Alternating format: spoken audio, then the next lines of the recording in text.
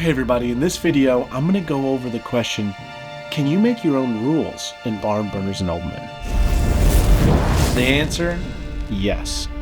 That being said, we have official rules that are laid out in the rulebook.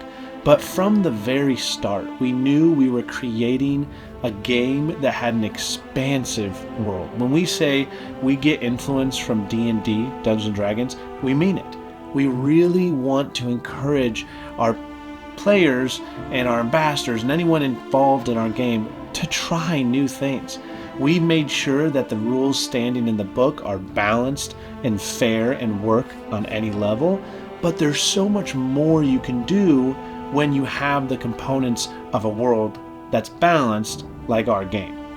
So we've had people come up with their own drafting styles, whether that's like, oh, you each get 5 coin and you have to choose which ones to pay for, 10 coin or whatever, or you can find like each person grabs 5 and only takes 2 cards from that deck, or someone grabs 3 and then they decide who gets each card.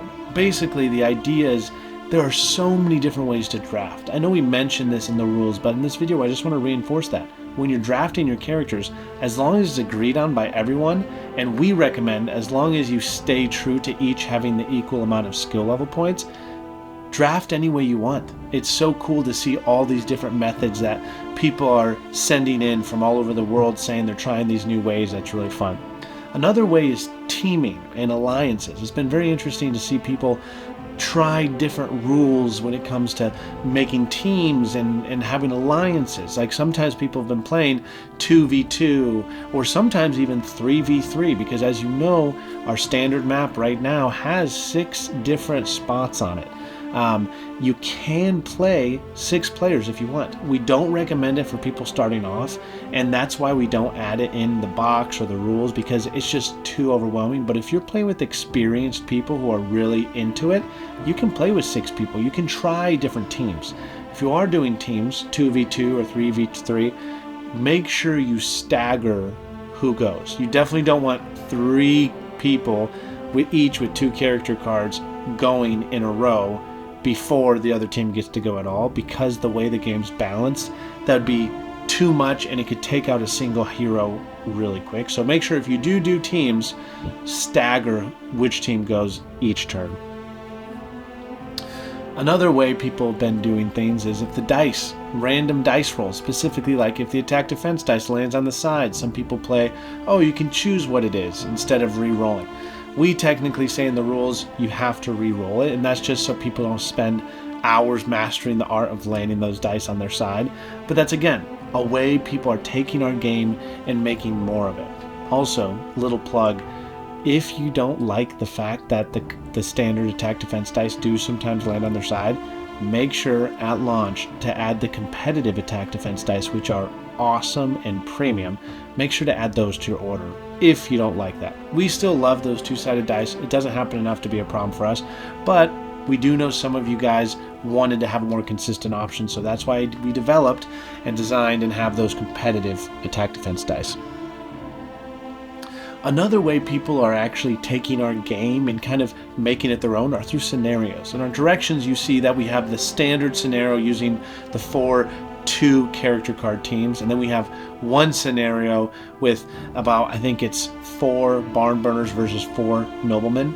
But as you can imagine, we have so many characters and we have so many alchemists and merchants, and there's so many different configurations and combinations that can be really fun, kind of like a standardized play that's really balanced but can be a very fun way to play. And so we have people, 3 ambassadors reached out to me already to explain, like, hey, we've created scenario styles, like, so you use these teams in this order and play it this way, and it's actually really fun, and we add a little bit of storyline in there, and we just love that.